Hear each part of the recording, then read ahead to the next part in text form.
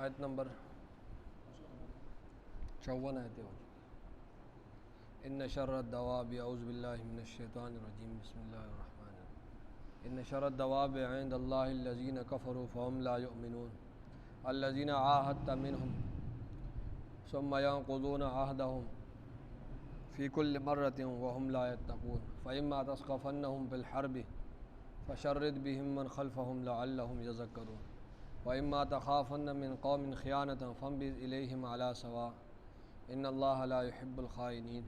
ولا يحسبن الذين كفروا سبقوا انهم لا يعجزون واعدوا لهم ما استطعتم من قوة ومن رباط الخيل ترهبون به عدو الله وعدوكم وآخرين من دونهم لا تعلمونهم الله يعلمهم وما تنفقوا من شيء في سبيل الله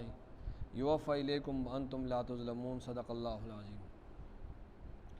ان آیات کا پہلے ترجمہ سن لیں، اس کے بعد تفسیر۔ ان شر الدواب، بے شک بدترین جانداروں میں سے، عند اللہ، اللہ کے ہاں، الذین، وہ لوگ ہیں، کفروا، جنہوں نے کفر اپنایا ہوا ہے، بے شک بدترین جانداروں میں سے اللہ کے ہاں وہ ہیں جو کافر ہیں، فہم لا یؤمنون، جس کی وجہ سے وہ ایمان نہیں لاتے۔ بے شک بدترین جانداروں میں سے اللہ کے ہاں وہ لوگ ہیں جنہوں نے کفر اپنایا ہوا ہے، جس کفر کی وجہ سے فہم لا یؤمنون، وہ ایمان نہیں لاتے۔ الذین، یہ وہ لوگ ہیں کہ عاہدت منہم، کہ آپ نے ان سے عہد کیا ہوا ہے، ثم ینقضون عہدہم، پھر وہ توڑتے ہیں اپنے عہد کو، فی کل مرۃ، ہر مرتبہ، اور وہم لا یتقون، اور وہ ڈرتے نہیں ہیں عہد شکنی سے۔ یہ وہ لوگ ہیں کہ جن سے آپ نے عہد کیا ہوا ہے اور یہ اپنے عہد کو بار بار توڑتے ہیں اور یہ عہد شکنی سے ڈرتے نہیں ہیں۔ فإما تثقفنهم، بس اگر آپ پائیں انہیں، فی الحرب، جنگ میں، فشرد بہم، بس آپ بگائیں، بہم، ان کے ذریعے، من خلفہم، ان لوگوں کو جو ان کے پیچھے ہیں، لعلہم یذکرون، تاکہ وہ لوگ عبرت حاصل کریں، نصیحت حاصل کریں۔ وإما تخافن، اور اگر آپ خوف محسوس کریں، من قوم، کسی قوم سے، خیانتاً، خیانت کا، فانبذ الیہم، پس آپ پھینک دیں ان کی طرف، علی سواء، برابری کے طور پر، ان اللہ، بے شک اللہ تعالیٰ، لا يحب الخائنین، محبت نہیں کرتا خیانت کرنے والوں سے۔ ولا يحسبن الذین کفروا، اور خیال نہ کرے وہ لوگ، کفروا، جو کافر ہیں، سبقوا، کہ وہ ہمارے ہاتھ سے نکل چکے ہیں، انہم لا یعجزون، بے شک وہ لا یعجزون، عاجز نہیں کر سکتے، بے شک وہ لوگ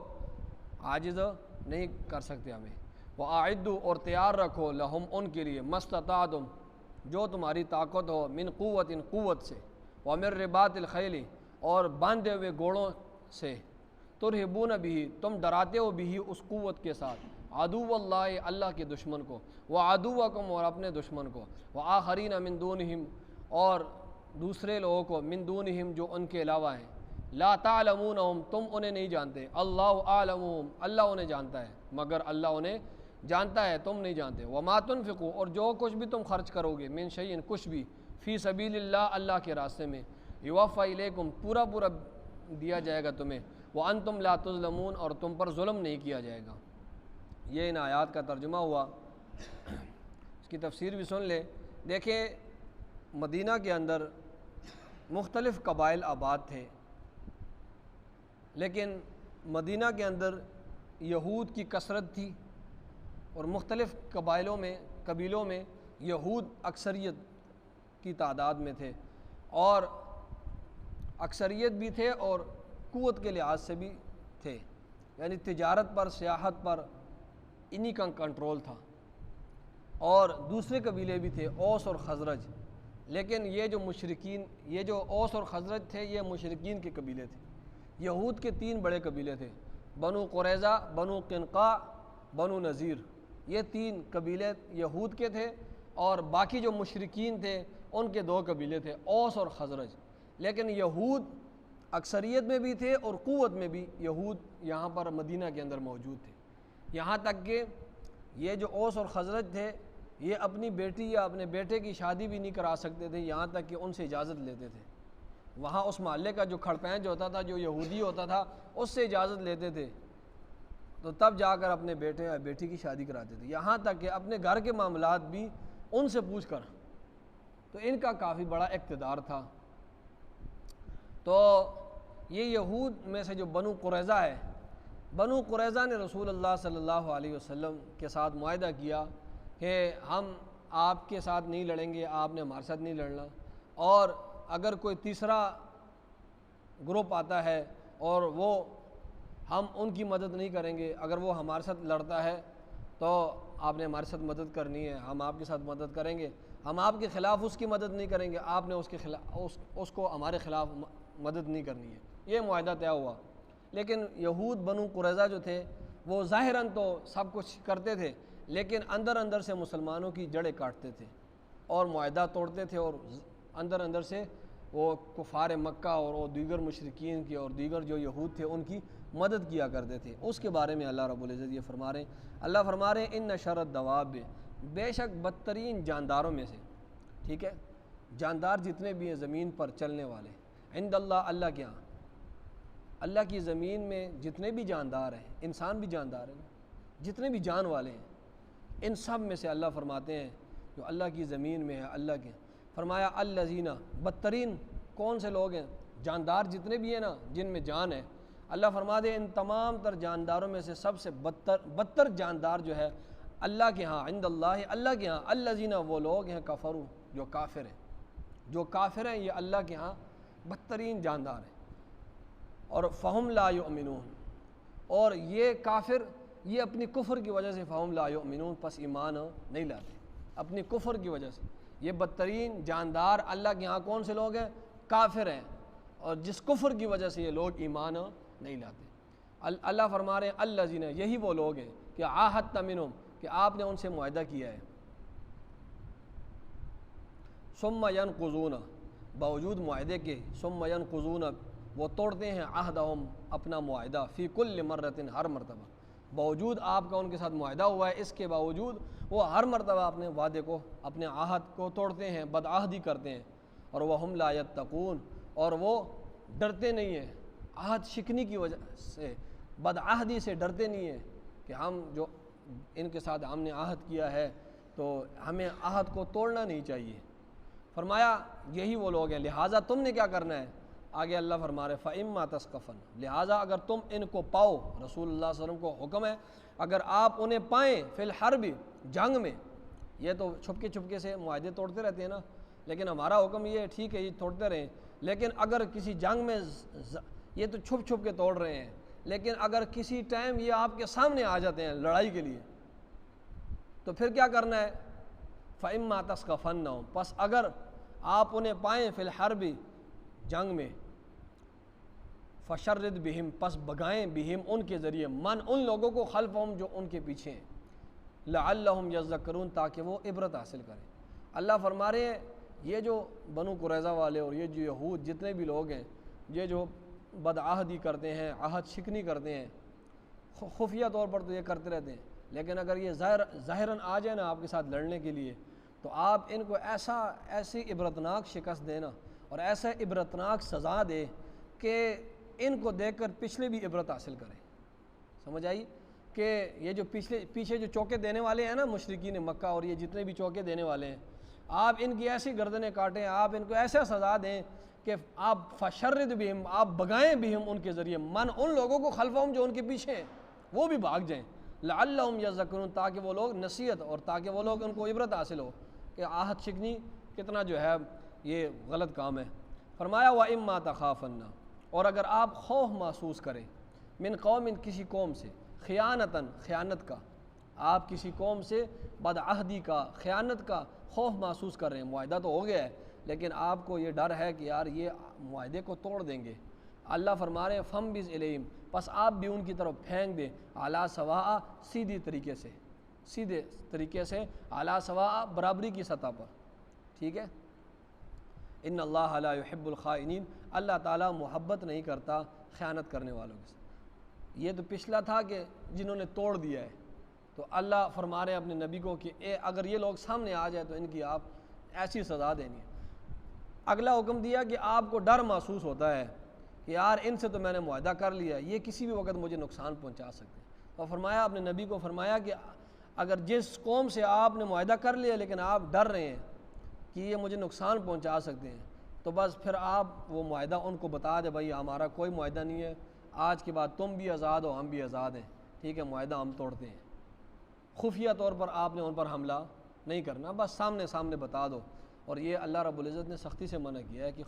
آپ سامنے پھینک دیں، مطلب یہ ہے کہ وہ اپنے وعدے کو توڑ دیں، ان کو بتا دیں، ظاہراً بتا دیں بھائی معاہدہ ختم ہو گیا۔ یہ نہیں ہے کہ آپ کو ڈر محسوس ہو رہا ہے کہ ان سے نقصان کا اور آپ بھی اندر سے جو ہے ان پر حملہ کر دیں چھپکے سے، خفیہ طریقے سے، اس بات کی اجازت نہیں ہے۔ رومیوں کے ساتھ جب جنگ تھی، رومیوں کے ساتھ جب جنگ تھی تو رومیوں نے کچھ مدت کے لیے جنگ کو روک دیا، کچھ مدت کے لیے۔ حضرت امیر معاویہ رضی اللہ تعالیٰ عنہ سپہ سالار تھے اس وقت، تو جب وہ جنگ کی مدت ختم ہوئی نا، تو ابھی مدت ختم نہیں ہوئی تھی، ختم ہونے والی تھی، 1-2 دن تھے۔ حضرت امیر معاویہ رضی اللہ تعالیٰ عنہ نے اپنی فوج کو حکم دیا کہ اب اس طرح کرو کہ مارچ کرو اور رومیوں کے سرحدات پر آ جاؤ سارے۔ مطلب یہ ہے کہ آج جو ہی معاہدہ ختم ہوگا، صبح ہم فوراً ان پر کیا کر دیں گے، حملہ کر دیں گے، ٹھیک ہے۔ تو وہ بالکل حضرت امیر معاویہ رضی اللہ اور ان کی پوری جو فوج ہے وہ اس رومیوں کی سرحدات پر گزر رہی تھی، اور وہ وہاں پر کہ کب جو ہے رات ختم ہوگی اور ہم صبح جو ہے اس پر حملہ کریں گے۔ اب جب یہ بات حضرت عامر ابن عبسہ رضی اللہ تعالیٰ عنہ، یہ 4-5ویں نمبر پر صحابی ہیں مسلمان ہونے کے لحاظ سے، ان کو پتہ لگی، یہ جو ہے گھوڑے پر سوار ہوئے، تیز تراز گھوڑے پر، اور یہ آئے اور ان کے پاس پہنچے اور دور سے آواز دے رہے تھے کہ اللہ سے ڈرو، اللہ سے ڈرو، معاہدے کی خلاف ورزی مت کرو۔ جب حضرت امیر معاویہ رضی اللہ عنہ ان کی بات سنی تو کھڑے ہو گئے اور کہا کہ عامر ابن عبسہ کیا کہہ رہے ہو؟ فرمایا میں نے اس کانوں سے رسول اللہ صلی اللہ علیہ وسلم سے سنا ہے کہ اگر تمہارا کسی قوم کے ساتھ معاہدہ ہو جائے تو جب تک مدت مکمل نہ ہو اپنی جگہ سے ہٹنا نہیں ہے۔ تم نے اپنی جگہ پر رہنا ہے، بارڈر پر نہیں آنا، اپنی جگہ پر رہنا ہے، اور انہوں نے اپنی جگہ پر رہنا ہے۔ ابھی مدت ختم نہیں ہوئی، آپ نے اپنی جگہ پیچھے کیوں چھوڑی ہے؟ آپ سرحدات پر کیوں آئے؟ فرمایا آپ صلی اللہ علیہ وسلم نے فرمایا ہاں آپ صلی اللہ علیہ وسلم نے فرمایا۔ حضرت امیر معاویہ رضی اللہ عنہ فرمایا کہ آپ صلی اللہ علیہ وسلم کا حکم سر آنکھوں پر، واپس اپنی فوج کو بلایا اور واپس چلے گئے۔ تو یہ حکم ہے اللہ کا بھی کہ آپ نے خیانت نہیں کرنی۔ فرمایا وَلَا يَحْسَبَنَّ الَّذِينَ كَفَرُوا، اور خیال نہ کرے وہ لوگ جو کافر ہیں کہ سبقوا، کہ وہ ہمارے ہاتھ سے نکل چکے ہیں۔ یہ جو بدر میں جو رہ گئے ہیں نا، یہ خیال نہ کرے کہ یہ ہمارے ہاتھ سے نکل چکے ہیں، بلکہ ہم انہیں مہلت دیے ہوئے ہیں۔ انہم لا یعجزون، بے شک یہ لوگ ہمیں عاجز نہیں کر سکتے۔ یہ نہ سمجھے کہ ہم عاجز آ گئے اور یہ جو رہ گئے ہیں۔ آگے اللہ حکم دے رہا وَأَعِدُّوا، اور تیار رکھو، لہم ان کے لیے، مَسْتَطَعْتُم، جو تمہاری طاقت ہو، من قوت، کوئی بھی قوت ہو۔ اللہ رب العزت نے قوت کا حکم دیا ہے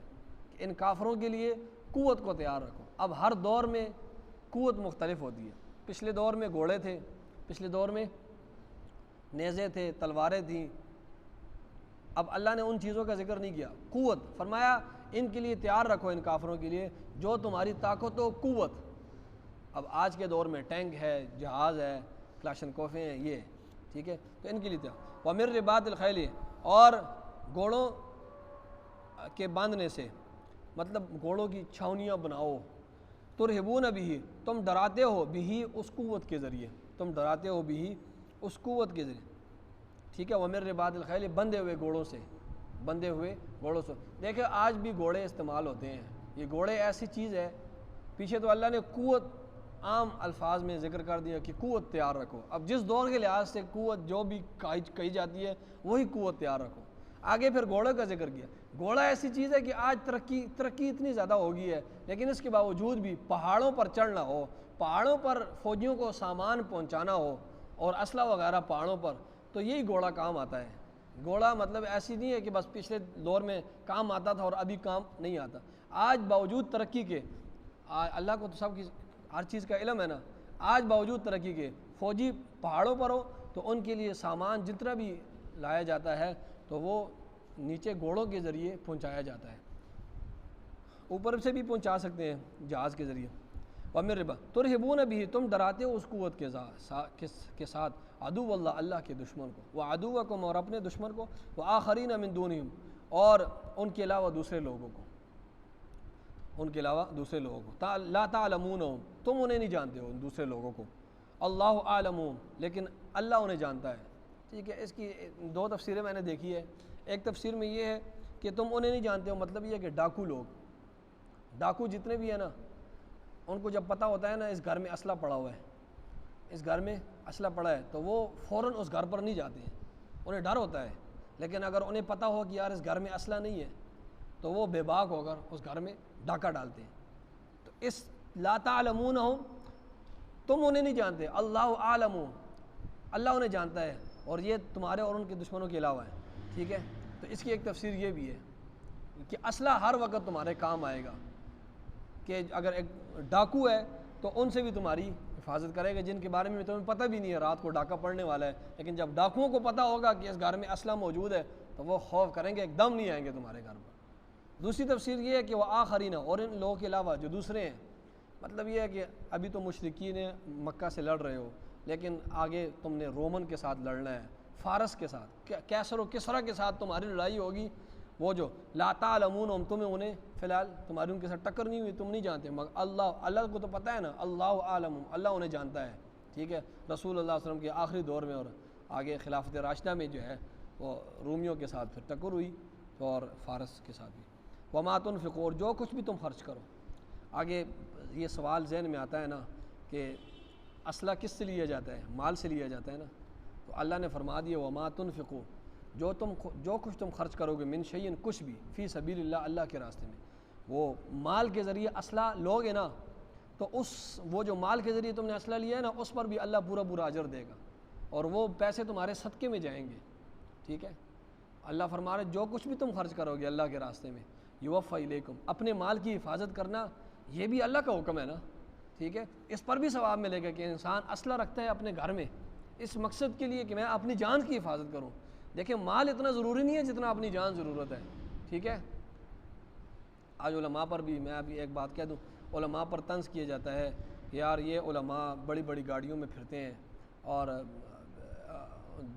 دو گاڑیاں گارڈز کی آگے ہوتی ہیں، دو تین گاڑیاں گارڈز کی پیچھے ہوتی ہیں، تو یہ لوگ توکل نہیں کرتے۔ اللہ پر توکل کرو، چھوڑ دو، گارڈز کیوں رکھے ہیں تم نے؟ ٹھیک ہے، تو یہ لوگ قرآن مجید سے واقف نہیں ہوتے، یہ توکل